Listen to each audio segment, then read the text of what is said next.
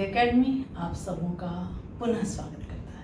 आज के इस वीडियो में मैं लेकर आई हूँ समास। आज जानेंगे कि समास है क्या, इसके कितने भेद हैं और भेदों को कैसे हम पहचानेंगे कि यह कौन सा समास है। तो उदाहरणों के माध्यम से मैं उन बातों को बताऊंगी। आप अपने साथ कॉपी कलम अवश्य रखिएगा, ठीक है। तो पाठ प्रारंभ करती हूँ। समास, सबसे पहले तो हम जानेंगे कि समास है क्या। तो समास का शाब्दिक अर्थ भी जानते हैं हम कि समास का शाब्दिक अर्थ जो है वह है योग, मेल, संचय, संग्रह। लेकिन जब व्याकरणिक दृष्टि से हम समास पढ़ते हैं तो वहां समास का अर्थ होता है छोटा रूप, यानी संक्षिप्तीकरण। संक्षिप्तीकरण यानी जब शब्द बड़े हो जाएं उसको हम छोटा रूप देंगे तो वह हो गया समास। तो वो समास कौन कौन से हैं यही इस वीडियो के अंतर्गत है।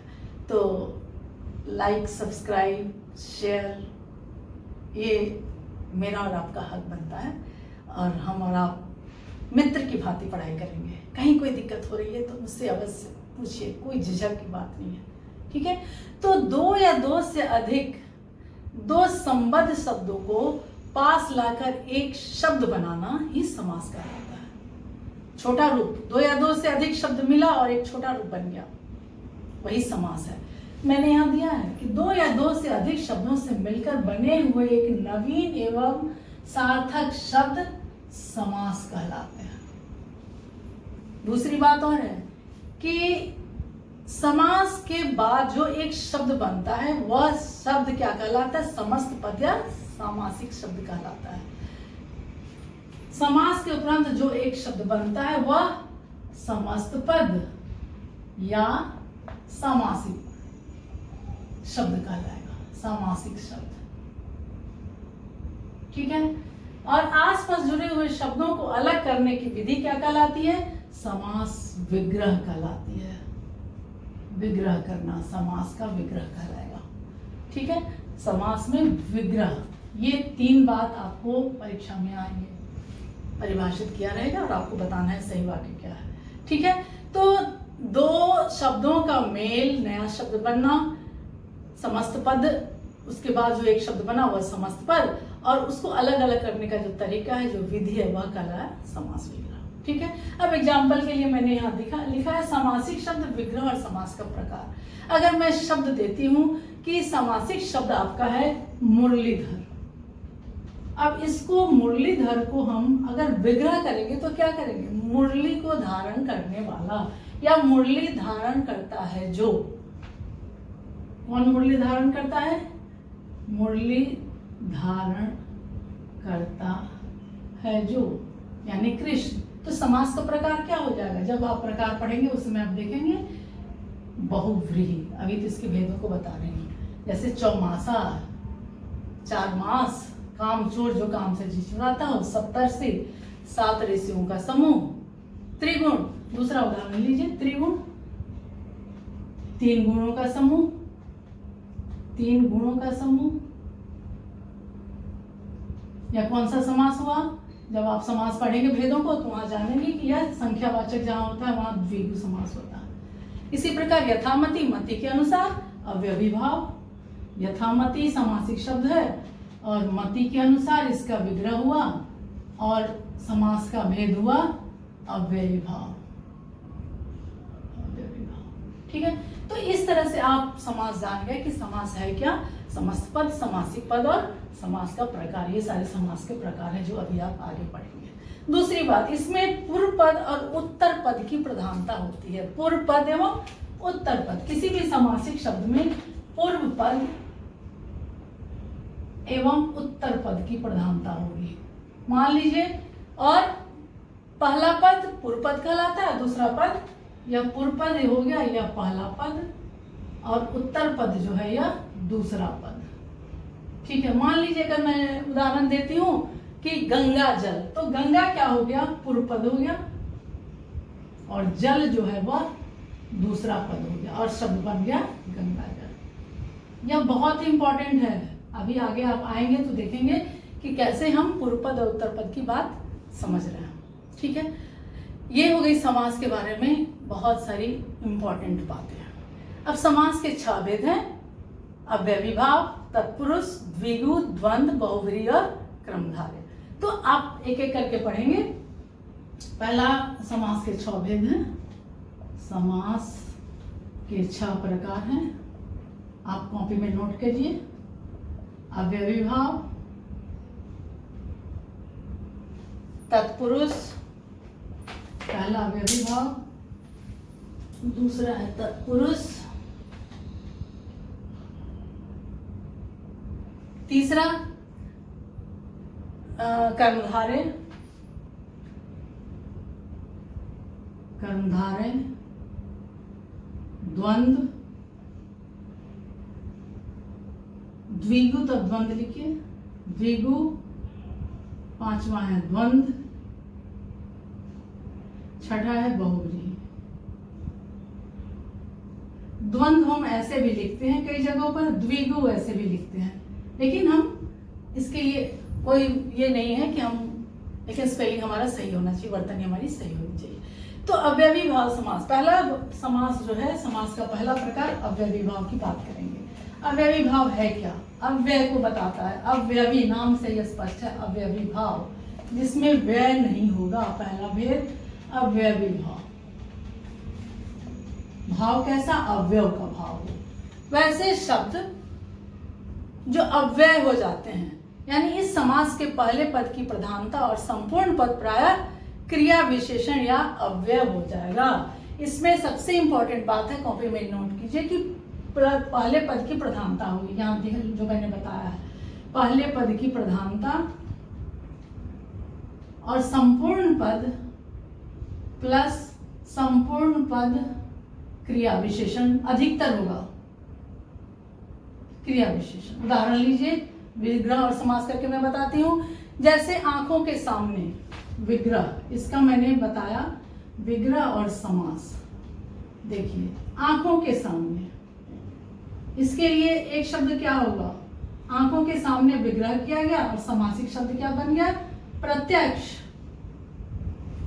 ये हम अव्यय है, इसको हम कभी भी तोड़ नहीं सकते हैं, इसको अलग तरीके से नहीं लिख सकते हैं। जन्म से लेकर, यानी आजन्म, जन्म से लेकर आजन्म, यहाँ लिंग वचन, इसमें कोई परिवर्तन नहीं हुआ, यानी व्यय नहीं होगा। दिन दिन, रातों दिन, समय के अनुसार, यथा समय। तो इस तरह से इसके बहुत सारे उदाहरण हैं। आपको उसमें समझना है कि पहला पद जो है वह प्रधान होगा और संपूर्ण पद अधिकतर क्रिया विशेषण होगा। ठीक है। अब आएंगे दूसरा भेद, तत्पुरुष समास। तत्पुरुष समास दूसरा भेद है। इसके लिए एक अलग से वीडियो होगा जहां आप तत्पुरुष समास के कई भेद हैं, 6-7 भेद हैं, उन भेदों को मैं बताऊंगी। तत्पुरुष समास में, इस समास में पहला पद क्या होगा? पहला पद संज्ञा, पहला पद संज्ञा, और इसका दूसरा पद जो है, दूसरा पद प्रधान होगा। अब उदाहरणों में देखिए आप, जैसे एक उदाहरण मैं देती हूं कि विग्रह और समास करके, पथ से भ्रष्ट, विग्रह यहाँ है, पथ से भ्रष्ट, ये विग्रह को ही मैं यहां लेती हूं, पथ से भ्रष्ट, पथ भ्रष्ट समास बन गया। अब देखिए, पथ, गंगा तट, गंगा का तट, गंगा तट, तो यहां ये संज्ञा है ना, पथ, गंगा, और ये तट जो है ये प्रधान हो गया। भ्रष्ट और तट ये प्रधान हो गया, और पथ जो है वह संज्ञा हो गया, यह संज्ञा हो गई। पथ भी संज्ञा और तट, और ये है दूसरा पद जो कि प्रधान है, प्रधान हो गया। गंगा का तट, राजमहल, राजा का महल, रसोई घर, वनवास, ये सारे तत्पुरुष समास के उदाहरण है। विग्रह कीजिए, वनवासी, वन का वासी, वनवासी, लोकप्रिय। तो इस तरह से उन उदाहरणों को हम समझ जाएंगे। तीसरा भेद आएंगे हम, कर्मधारय। कर्मधारय समास, जो कर्म को धारण करता हो। तीसरा कर्मधारय। कर्मधारय समास में क्या होता है? देखिए, इसमें यहां आप आएंगे जो कि बहुत ही इंपॉर्टेंट है कि जिस समस्त पद का पहला पद विशेषण और दूसरा पद विशेष्य, इसमें पहला पद क्या होगा? विशेषण, और दूसरा पद एवं दूसरा पद उदाहरणों से स्पष्ट होगा। विशेष, विशेषण और विशेष आप जानते हैं, पढ़ चुके हैं विशेषण और विशेष। ठीक है, इसमें दूसरी बात और एक उपमेय और उपमान से मिलाकर भी कर्मधारय समास बनता है। ये पहली बात हो गई। उपमेय प्लस उपमान मिलाकर भी कर्मधारय बनाता है, मिलाकर भी कर्मधारय समास बनाएंगे। जैसे विशेषण विशेष से कर्मधारय, महान जोड़ देव, महान देव। इसका समासिक विग्रह मैं करूं तो विग्रह और समास क्या होगा? कमल रूपी उपमानवाचक। विशेषण और विशेष का मैं उदाहरण देती हूँ। विशेषण और विशेष, जैसे एग्जाम्पल लीजिए, महान जोड़ देव। विशेषण में हो गया महान और प्लस देव विशेष हो गया, तो क्या हो गया? महान देव। महान देव किसको कहते हैं? कामदेव को कहते हैं महान देव। दूसरा भला जो मानस, भला जो मनुष्य, भला मानस, भला भला मानस, भला जो मानस, भला मानस जो हो, तो ये विशेषण और विशेष। और दूसरा उपमेय और उपमान की मैंने बात की है। जैसे सिंह के समान नर, सिंह के समान नर, सिंह की तरह नर, जो व्यक्ति सिंह के समान जो पुरुष हो उसको क्या कहते हैं? नरसिंह। ये उपमेय पर उपमान। नर कैसा है? सिंह की तरह का। उपमेय पर उपमान। भव रूपी सागर, भव सागर, भव रूपी सागर, भव सागर। तो उपमेय पर उपमान का यहाँ आरोप है, देखिए। और यहाँ विशेषण और विशेष, यानी कर्मधारय में हम इंपॉर्टेंट बातें ये है कि अगर विशेषण और विशेष है, पीत जो वस्त्र, पीला वस्त्र, तो पीत और वस्त्र, पीत विशेषण हुआ और वस्त्र जो है वह विशेष हो गया।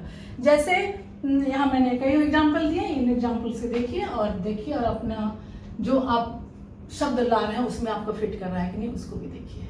ठीक है, अब मैं चौथा भेद लेकर आई हूं, वह है द्विगु। मैं नहीं लाई हूं, यह समास का भेद ही है। चौथा है द्विगु। आगे का तो बहुत ही सरल है। द्विगु समास, यह समास संख्यावाचक होता है। चौथा आएंगे ना, तीसरा अव्ययी भाव, कर्मधारय और तत्पुरुष, तीन। चौथा आएंगे, चौथा आएगा द्विगु। द्विगु समास, द्विगु समास क्या है? यह संख्यावाचक होता है। यह समास संख्यावाचक होता है। इसमें पहला पद जो है वह, पहला पद संख्यावाचक। नोट कर लीजिए, यह बहुत ही इंपॉर्टेंट है। पहला पद संख्यावाचक, इंपॉर्टेंट, वेरी वेरी इंपॉर्टेंट। द्विगु समास को पहचानना, विग्रह करके मैं दिखाती हूँ। यानी प्रथम पद संख्यावाचक और समस्त पद जो है वह समूहवाचक होगा। संख्यावाचक और समस्त पद, यानी जो समास हमारा आएगा वो क्या होगा? समूहवाचक। अब इसका विग्रह और समास देखिए। विग्रह और समास मैंने यहाँ लिखा था चौमासा, यह भी द्विगु समास का उदाहरण है। चौराहा, चार राहों का समाहार। चार राहें जहां मिलती हैं, चार राहों का समाहार। समास कौन सा होगा? द्विगु। ठीक है, जहां चार, दो, पांच, पांच तंत्रों का समाहार, पंचतंत्र। 8 अध्यायों का समाहार, अष्टाध्यायी। तो जहां अंक मिले 4, 8, 2, ये सारे द्विगु समास हो जाएंगे।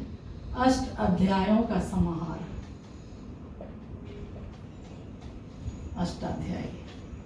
दिमाग लगाएंगे, संस्कृत का शब्द होगा पर वह संख्यावाचक होगा पहला, और जो पूरा समस्त पद बनेगा वह समूह में आएगा, समूहवाचक होगा।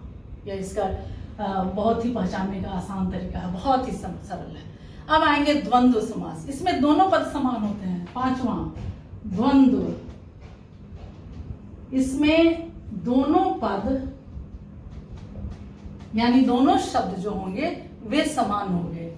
दोनों पद समान होंगे और शब्दों के बीच हाइफन होगा, शब्दों के बीच योजक चिन्ह होगा या और लिखेंगे।